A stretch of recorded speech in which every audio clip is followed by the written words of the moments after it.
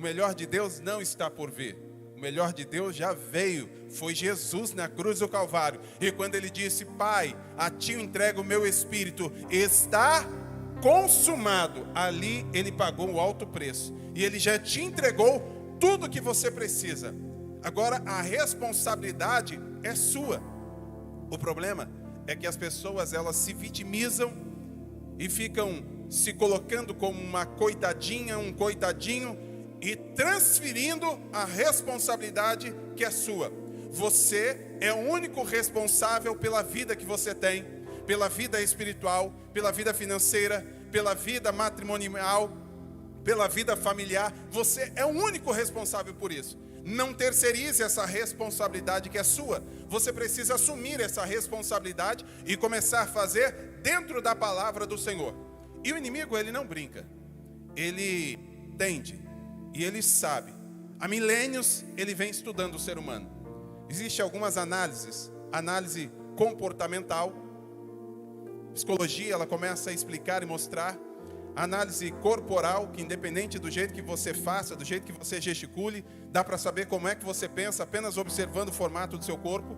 Só que se alguém, como eu, que estudei, eu consigo saber como qualquer pessoa que funciona, quais são as suas dores, os traumas que você teve na sua infância, apenas observando o formato do seu corpo. E eu que tenho 9 anos, eu consigo fazer isso. Imagina o diabo, vosso adversário. Ele não lê pensamentos, ele não sabe o que você pensa, mas só do jeito que você faz, o jeito que você muda o rosto, o jeito que você sorri, o jeito que você anda, a forma com que você fala, ele já sabe o que você está pensando. Ele já sabe aquilo que você pode fazer. Por quê? Porque ele é astuto. Ele vem estudando o ser humano há milênios. E ele tenta de todas as formas matar aquilo que Deus colocou no teu coração. A Bíblia vai dizer que ele é o nosso inimigo. E o inimigo anda ao derredor, como um leão, pronto para tragar aquele que não vigiar. Ele está aí pronto para destruir o teu casamento. Ele está pronto para destruir a tua vida financeira. Ele está pronto principalmente para destruir a sua vida espiritual. Ele quer roubar tudo que você tem. Ele quer roubar essa alegria, a alegria da salvação.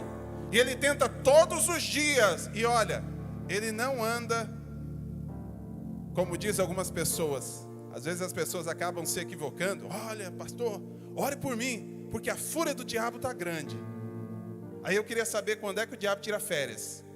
Que ele está lá na praia do Sauípe, tomando uma água de coco. Quando que ele está lá? Ele não está.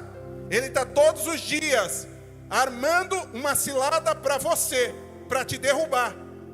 E às vezes nós nos acomodamos.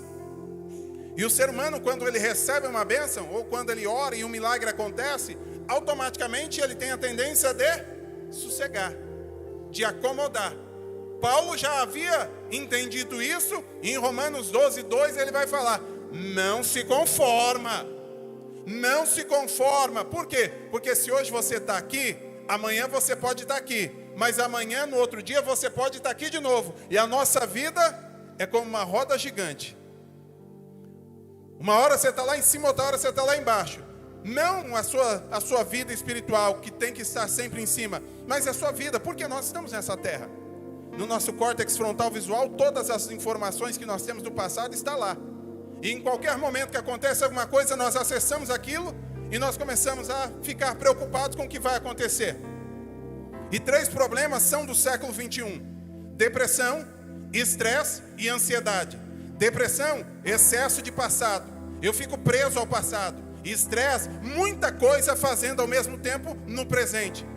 E eu não consigo saber o que fazer. Quero resolver tudo de uma vez. E eu fico estressado. Ninguém pode nem falar comigo.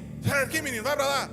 Eu não quero conversa não, porque está estressado. Fazendo muita coisa ao mesmo tempo. Relaxa. Curte a viagem. Porque ela passa muito depressa. E aproveita cada minuto. Sabe por quê? Porque o processo é mais importante do que a conquista que você vai ter. E se você não aproveitar o processo, pode ser que você nem chegue na conquista. E ansiedade. As pessoas ficam ansiosas, preocupadas com o que vai acontecer.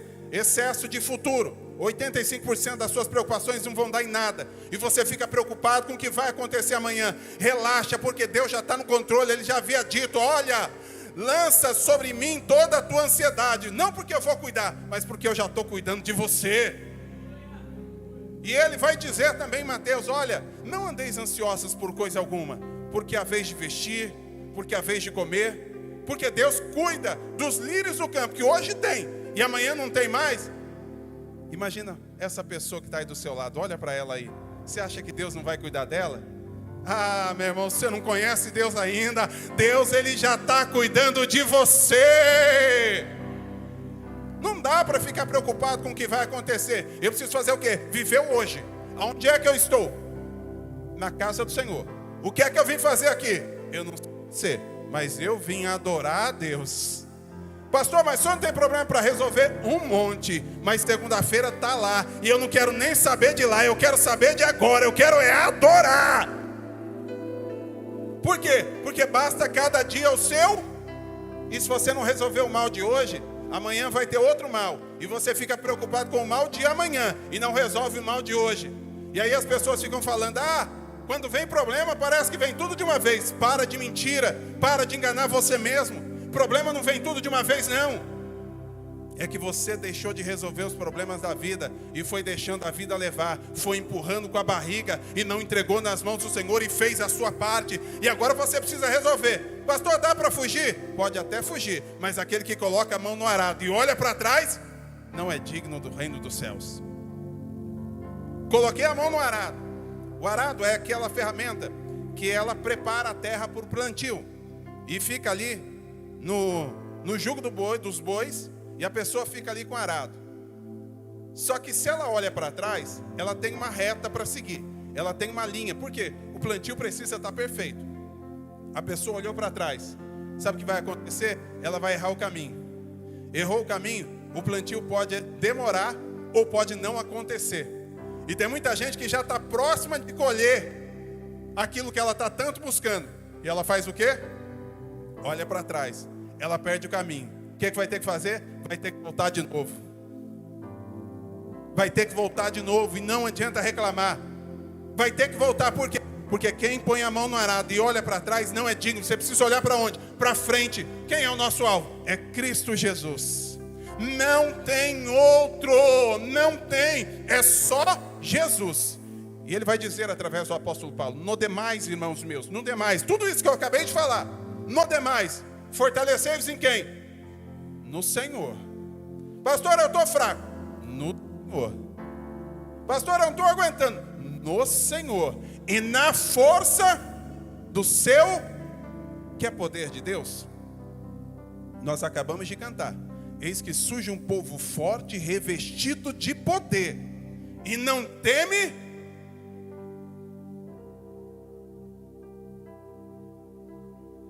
quem a ele pertencer, e terá sublime sorte, pois com Cristo pode tu também dizer, sou um dos tais? Então diga, Senhor, eis-me aqui, fala o meu nome, chama o meu nome, porque eu quero ir para lá. O Senhor te deu poder, só que poder é a mesma coisa que você tiver uma Ferrari. Ter uma Ferrari é ter poder. Você vai poder, mas se bem que aqui é 120, né? 140? Não, 120 só, né? Ayrton Senna, não tem mais aqui no Brasil não, pelo menos que eu saiba não. Mas se você tem poder para andar 200, 300 km por hora, vai numa pista, né? Isso aí. Só que se você não tiver habilitação, o que vai adiantar? Nada. Você não vai sair do lugar. Se você não usar aquilo que você tem, não vai acontecer nada. Pastor, não estou entendendo. Eu estou dizendo que tem poder na tua mão. Eu estou dizendo que tem autoridade na tua mão. Só que se você não usar a tua fé, não vai acontecer nada. Pastor, quem é que tem que usar? Você. Você que tem que usar. No demais, irmãos meus, fortalecei-vos no Senhor e na força do seu poder. E aí ele começa a dar a dica, ensinar. Revesti-vos de toda a armadura de Deus. Para quê? Para que possais estar firmes. Contra o quê? As astutas ciladas do diabo. Por quê? Porque ele não brinca. Ele tenta de todas as formas destruir a tua vida. Ele tenta de todas as formas. E aí as pessoas, elas não estão entendendo que a nossa luta não é carnal. A sua luta não é contra o seu patrão. A sua luta não é contra o seu filho. A sua luta não é contra o seu cônjuge. A sua luta não é contra a sua sogra, contra o seu sogro, contra o seu parente, contra aquela pessoa que está fazendo mal para você. A sua luta não é carnal. A sua luta é espiritual. E você só vai vencer essa guerra com armas espirituais. E aí tem gente que quer ganhar na força do braço. Quer ganhar na força do argumento. Quer ficar inventando um monte de desculpa. E quem é bom em desculpa, não é bom em mais nada. Enquanto você não parar de ficar inventando desculpa, você nunca vai ser bom o suficiente para receber aquilo que Deus quer para a tua vida. Não dá para ficar terceirizando a culpa para os outros. Ah, minha vida está assim por causa do meu pai. A minha vida está assim por causa da minha mãe. Ah, minha vida está assim por causa da minha esposa. Ah, minha vida está assim porque ninguém me ajuda. Ah, minha vida está assim porque ninguém na igreja olha para mim. Ah, minha vida está assim porque o pastor Rafael não me cumprimenta. Ah, minha vida está assim por causa disso. Para de inventar desculpa. Está na hora de parar de inventar desculpa e assumir a responsabilidade. Revestir de toda a armadura de Deus para que possais estar firme, porque o diabo não brinca. E a nossa luta não é contra pessoas. É que a gente acaba querendo lutar contra as pessoas. Mas a nossa luta é espiritual. E eu preciso do quê? De armas espirituais. Porque só vence guerra com armas espirituais. Porque a guerra é espiritual. E aí eu preciso revestir de toda a armadura. E ele começa a listar ali. E ele vai dizendo: tomai toda a armadura de Deus para que possais resistir. E havendo feito tudo, ficar firme. E ele começa a dizer: olha só. Estais por firmes, cingidos os vossos lombos com a verdade. A primeira coisa que precisa acontecer no cristão é ter verdade. Mentira não é coisa de cristão. Ah, pastor, mas é só uma mentirinha. Mentira não é coisa de cristão. Quem mente, ele tem um pai, e não é Deus. Qual é a paternidade da mentira? O diabo. Se você mente, você é filho do diabo. Pastor, que palavra é essa, pastor? É a realidade, não sou eu que estou dizendo, é a palavra de Deus. Você acreditando ou gostando ou não, é a palavra de Deus. Quem mente é filho do diabo. E Deus não tem parte com quem mente. Em Apocalipse, no capítulo 22 e verso 15, vai citar uma lista de pessoas que não vão morar no céu. E a lista está lá bem explícita para todo mundo ver. Depois abra a tua Bíblia lá, Apocalipse 22, 15. E vai listar. E um dos itens daqueles que não vão morar no céu é aqueles que mentem, que praticam a mentira e que amam a mentira. Tem gente que mente tanto que ele mesmo acredita na mentira dele. Ele acredita que a mentira que ele está dizendo é verdade. Sabe para onde você vai? Para o inferno.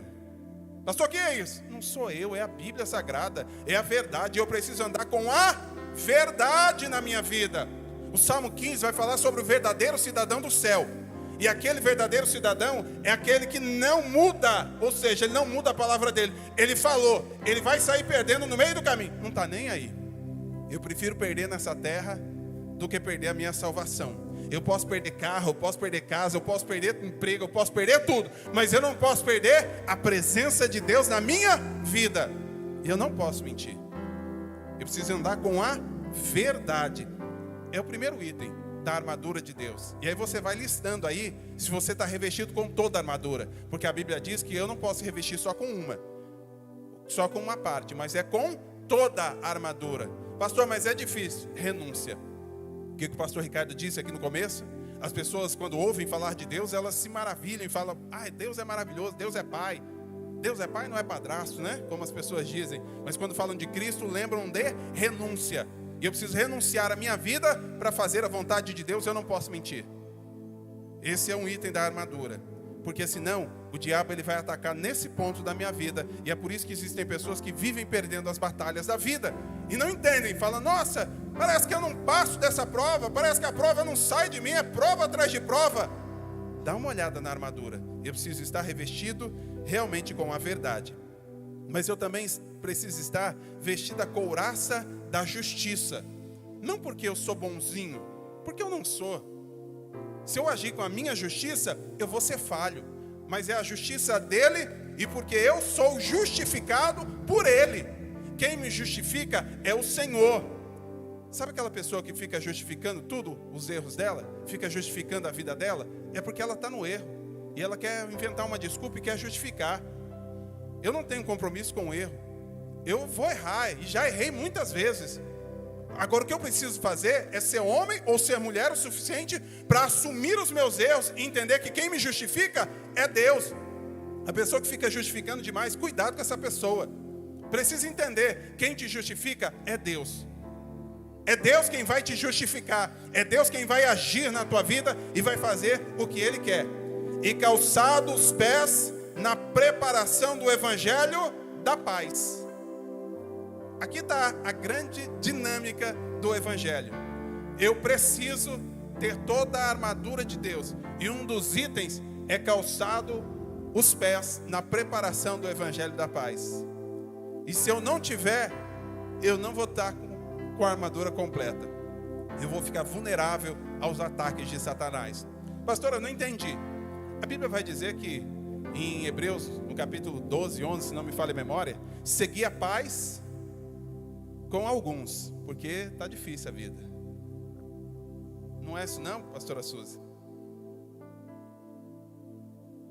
Seguir a paz, vamos lá, quem sabe? Seguir a paz com e a santificação, sem a qual ninguém verá o Senhor. Eu preciso seguir a paz com todos. Só que Paulo, ele já entendia, ele já estava à frente do seu tempo, e ele também vai dizer, olha, se possível, tende paz com todos, quando depender de você. Por quê? Vai ter momento que alguém não vai gostar de você. Deixa eu te contar uma verdade. Você pode ser a pessoa mais boazinha do mundo. Sabe aquela pessoa que você fala, ai que bonitinho, como ela é boazinha. Olha que pessoa boazinha. Tem alguém que não gosta de você. Você pode fazer tudo que você quiser. Por isso que não dá para agradar pessoas. Quando você tenta agradar pessoas, o que acontece? Você deixa de viver o propósito de Deus na sua vida. Pastor, quem é que eu tenho que agradar? A Deus. Pastor, mas eu não tenho que ter paz? Tem que ter paz. E a paz, ela não vem de lá para cá. Ela sai daqui para ir para aí. As pessoas, elas podem fazer o que quiser comigo, como já fizeram, e minha esposa sabe disso.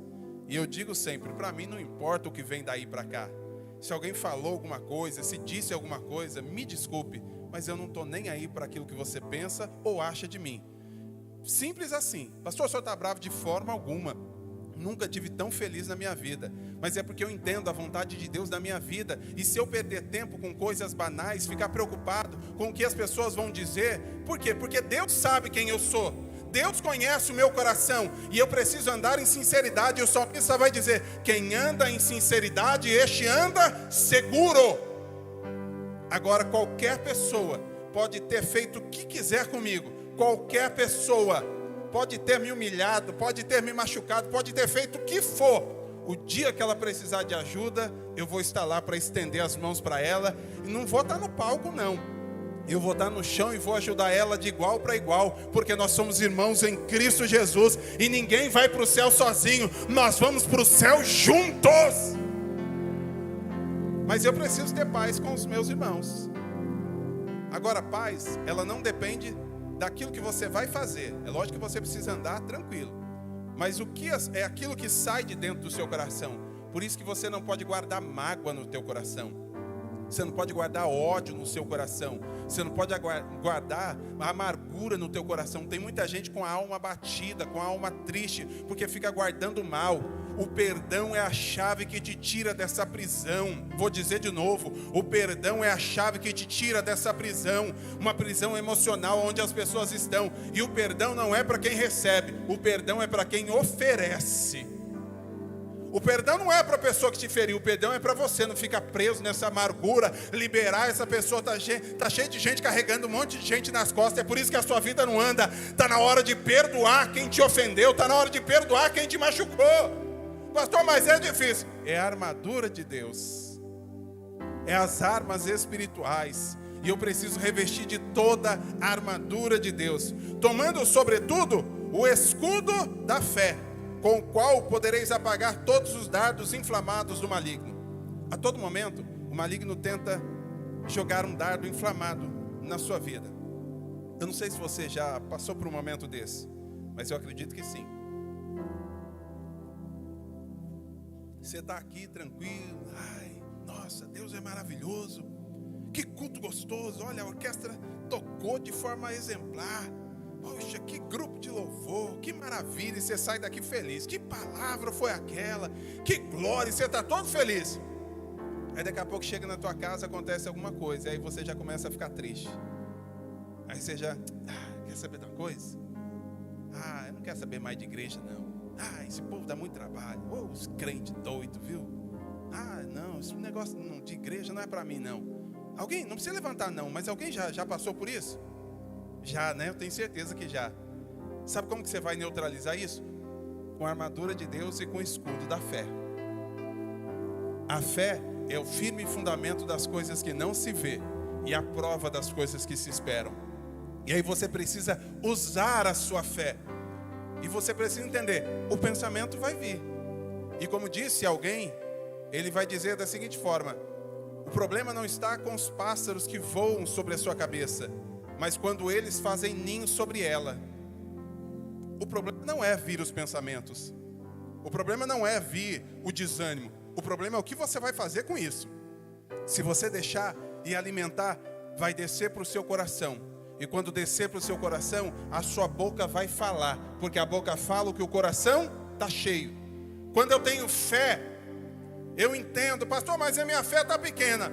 O Senhor é aquele que renova a fé. O Senhor é aquele que aumenta a fé. O Senhor é aquele que dá fé. Pastor, como é que eu tenho fé? Aquele que ouve a palavra. Aquele que entende que a fé vem pelo ouvir. E o ouvir a palavra, ele vai sendo alimentado por essa fé. E essa fé, ela não pode ser guardada. Ela precisa ser exercitada. E quando o inimigo vier sobre a tua vida, com pensamentos assim, você precisa fazer o quê? Usar o escudo. Gente que deixa o escudo de lado. E aí o inimigo entra. Pastor, eu não entendi. O que eu preciso fazer na prática? Veio pensamento ruim? Você precisa repreender. Em nome de Jesus, eu repreendo esse pensamento agora. Pastor, mas e se eu estiver num lugar e eu não posso falar? Orando em todo tempo, com toda a oração e súplica no Espírito. Em Espírito você vai pensar aqui. Eu vou falar, mas você vai pensando. Está repreendido em nome de Jesus. Está repreendido em nome de Jesus. Se alguém disser para você, você é um fracassado, você vai olhar para ele e falar, eu te repreendo em nome de Jesus. Se alguém olhar para você e falar, não vai dar certo esse negócio, eu te repreendo em nome de Jesus. Está na hora de você usar a sua fé. É o escudo da fé que vai bloquear todos os ataques de Satanás. E tem gente que não usa o escudo. E aí as flechas vêm, os dardos inflamados vêm. E daqui a pouco a pessoa começa a ficar desanimada. E ela vai desanimando, por quê? Porque está ferida. E ela vai ficando ferida com os dardos inflamados. Você precisa usar a sua fé. Pastor, todo mundo sofre ataque? Todo mundo sofre ataque. Pastor também? Pastor também. Todo mundo sofre ataque. O que eu preciso entender é que eu sou um soldado e eu preciso estar com a armadura e eu preciso usar a minha fé. Porque se eu não usar a fé, a vida não vai fluir. Mas tem mais. Tomai também o capacete da salvação. E eu preciso estar com o capacete da salvação. E sabe por que as pessoas perdem as batalhas? Porque elas de alguma forma foram atacadas pelo inimigo, o escudo estava abaixo, o dardo veio, pegou na mente e foi descendo para o coração. E a pessoa não colocou o capacete da salvação. Ela fez o seguinte: quer saber de uma coisa? É tanta luta, é tanta dificuldade. Quer saber de uma coisa? Eu desisto do meu casamento. Eu desisto desse menino aí que não tem mais jeito para a vida dele não. Eu vou desistir porque Deus não tem nada para mim não. Tantas vezes eu fui lá para receber o batismo do Espírito Santo, até agora eu não recebi. E vai tirando o capacete da salvação. Toda vez que você pensa em desistir, toda vez que você pensa em parar, e toda vez que você fala que você vai fazer isso, você está tirando o capacete da salvação. E aí, o salmista vai dizer que a tristeza vem, a angústia vem, porque o que nos dá alegria é a esperança em Cristo Jesus, porque Ele prometeu que vai vir nos buscar dessa terra e vai nos levar para o céu. É a salvação. E a salvação é de graça, mas ela custou um alto preço. O sangue de Jesus na cruz do Calvário. E as pessoas, elas vão tirando o capacete da salvação. Sabe o que precisa acontecer? Resiliência. Os nossos pais, eles não entendiam de psicologia, não entendiam de nada disso, mas eles nos ensinaram sobre resiliência. Pastor, como é que eu crio resiliência em uma criança? Como é que eu crio resiliência em um adolescente, em um jovem? Como é que eu crio isso? Eu vou ensinar para vocês. Sabe como que você vai criar isso? Dizendo não. Quantos nãos você recebeu? Mãe, eu quero a bolacha. Não. Mãe, vamos comprar Danone? Não, menino, tem dinheiro não. Mãe, eu quero. Não vai fazer. Mãe, eu posso dormir na casa da minha amiguinha? O que você falou aí? Não. Quantas pessoas aqui receberam não? Está até traumatizada aí de tanto não, né? Vamos tirar todos esses bloqueios aí. Tanto não, mas isso te deu resiliência. O que é resiliência? É a capacidade de suportar as frustrações. E às vezes nós não queremos o não de Deus, mas o não de Deus te fortalece para viver uma vida nova. O não de Deus te cria resiliência e fortalece a tua vida. E as pessoas não querem receber não. E aí no século que nós estamos, as pessoas estão mimadas. Você vai nos supermercados da vida, a criança está bagunçando tudo. Eu acho que era aqueles menininhos da senhora lá que a senhora ajudava, né? Quebrando tudo. Aí daqui a pouco a mãe, não filho, não faz bagunça não. Dá uma vontade de olhar e falar, ô Jesus, me ajuda aqui agora. Não filho, não faz isso não. Eu quero negócio. Toma aqui um chocolatinho, a mãe vai comprar. Eu não quero esse não. Bate. Eu quero esse aqui que é mais caro. E para lidar com a frustração, porque não aprenderam resiliência. E você só vai ter fortaleza quando você aprender o que é não. Hoje, eu aprendi o que é resiliência. Eu estava ontem conversando com o presbítero Zé Carlos e algumas pessoas ali, e eles contando ali a história da vida deles, que foram amados, que foram abraçados pela igreja. E eu falei, poxa, eu não vou nem contar a minha história aqui, senão eles vão começar a chorar. Mas eu lembro que quando eu cheguei na igreja não foi fácil, não. Tudo que eu fazia... Tanto que até as profecias, pastor Rogério, que eu recebia, eram as profecias meio bravas. Eu lembro uma vez, o presbítero Eric, que eu saí do culto, de sexta-feira eu recebi uma profecia. Mais ou menos assim, só para você entender. Deus está te livrando da morte, hein, jovem? Na primeira vez que eu ouvi isso, eu falei, glória a Deus, aleluia, obrigado, Jesus. Aí eu saía dali e ia para uma vigília. Ninguém me conhecia na vigília. Alguém levantava lá, Deus está te livrando da morte. Aí eu já fiquei preocupado. Meu Deus, eu devo ter feito muita coisa errada, né? Aí daqui a pouco eu ia para uma consagração. Ninguém me conhecia, só as irmãs do ciclo de oração ali que eu nunca tinha visto. Deus está te livrando da morte, hein? Eu falava, mas que negócio é esse? Então foi desse jeito. E aí eu ia para a igreja, eu comecei a pregar. Alguém olhou para mim e falou, você vai fazer qualquer coisa na igreja, menos pregar, porque esse negócio não é para você não, você não sabe pregar. Nem inventa nesse negócio aí, porque não, é ruim. Se hoje está ruim, imagina 22 anos atrás. O negócio era feio. Aí eu lembro que eu fui com uma camiseta do Tais Mania. Era a única blusa que eu tinha, não era nem minha, era da minha irmã. E eu fui para o monte orar com essa camisa, com essa blusa. E um frio, irmão, não era esse frio que a gente tem hoje, não. Hoje eu vou levar minhas filhas para a escola às 6 e pouquinho da manhã. Aquela neblina ali, um friozinho, mas dá para suportar. Antes era frio. Há mais de 20 anos atrás, para quem lembra dessa época, era frio que a sobrancelha aqui fazia um gelo aqui na sobrancelha, de tão frio que era. E aí eu cheguei lá, um frio, irmão, é a única blusa que eu tinha. E aí daqui a pouco o irmão olhou assim no meio da roda, apontou o dedo para mim, o pastor da igreja ainda.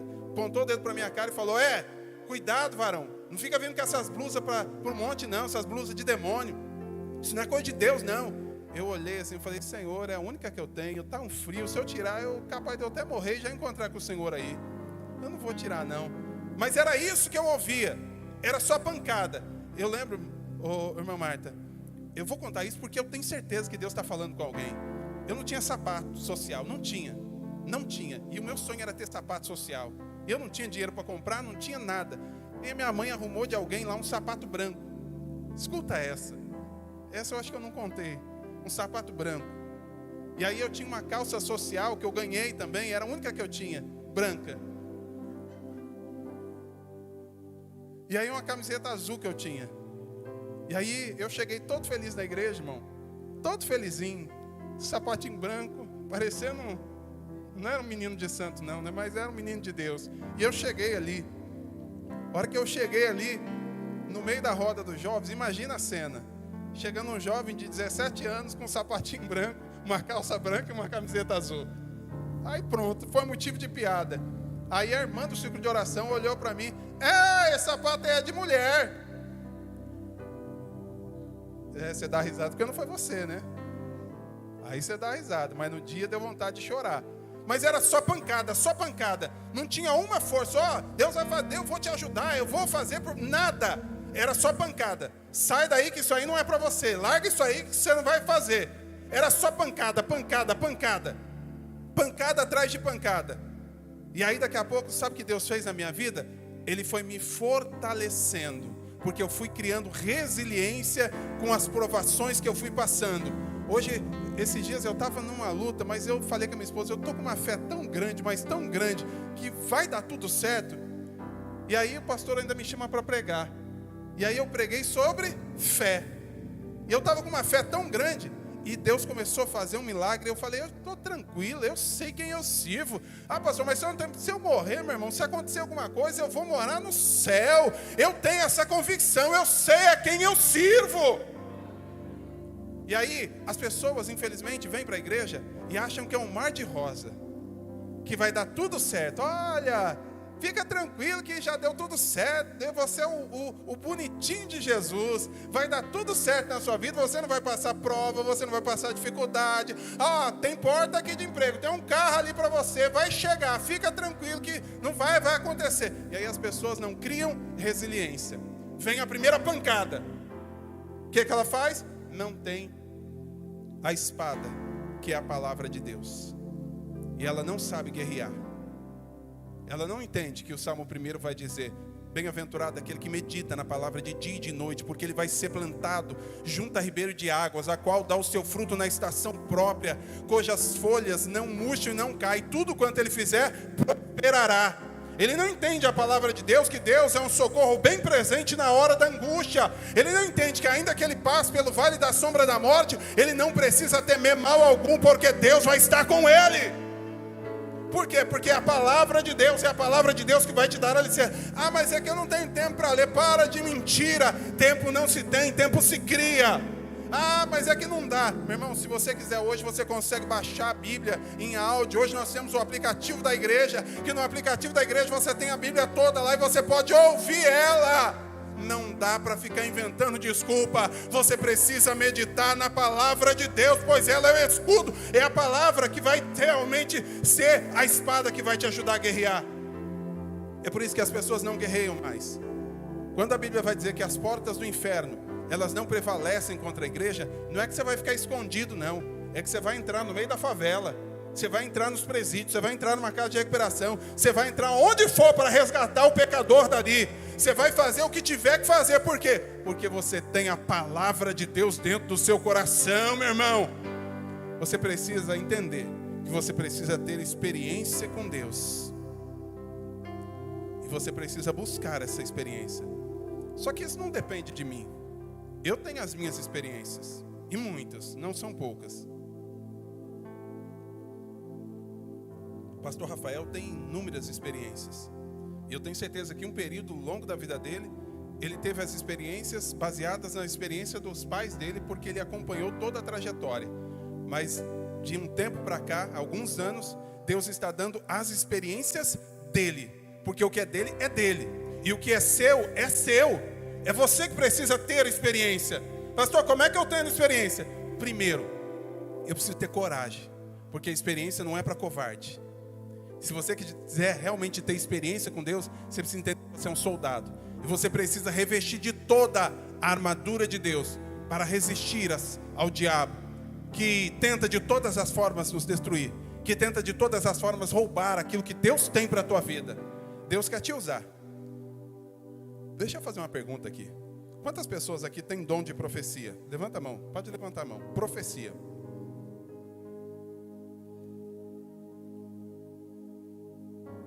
Dom da cura, interpretação de línguas, variedade de línguas, visão, maravilha. Ciência. Pastor, mas isso não é para a gente. Isso não é para o diabo, mas é para você. O pastor começou o culto aqui dizendo sobre o que aconteceu com um homem que ninguém dava nada por ele. E o pastor Simon, tanto na rua Bonnie Braille quanto na rua Azusa, ele foi usado pelo Senhor. Uma mulher que estava ali na casa, na rua Azusa, quando eles começaram o movimento pentecostal, ela estava num piano. E de repente as pessoas começaram ali a glorificar Deus, e uma falando em língua, e Deus batizou alguém ali, e Deus batizou outra ali. Aí daqui a pouco a mulher começa a tocar e cantar em línguas. Que coisa bonita, né? Alguém já viu isso? Vem na quinta-feira à noite que você vai ver. E aí depois do culto, e aí alguém começa a tocar e tocar. Ah, pastor, mas maravilha, tranquilo, é coisa gostosa. Imagina falar em línguas, cantando, tocando, maravilhoso. Agora o detalhe é que ela não sabia tocar. Aprendeu ali na hora. Pastor, eu não estou entendendo. Deus só está esperando você se levantar para Ele te usar. Rakai recebe de que andará e alabandai. Yamandu yoshuende que asei que nayandasu e o que andai. Ele só está esperando você se levantar para Ele te entregar o dom. Ele só está esperando você se levantar. É você que precisa se levantar. Ele vai dizer, põe-te em pé e eu falarei contigo. Está na hora de você se levantar, porque Deus quer te usar. Mas eu não posso, você não pode, mas Ele pode, e a fortaleza vem dEle. Ah, mas eu não tenho capacidade, mas Ele capacita aqueles que são escolhidos.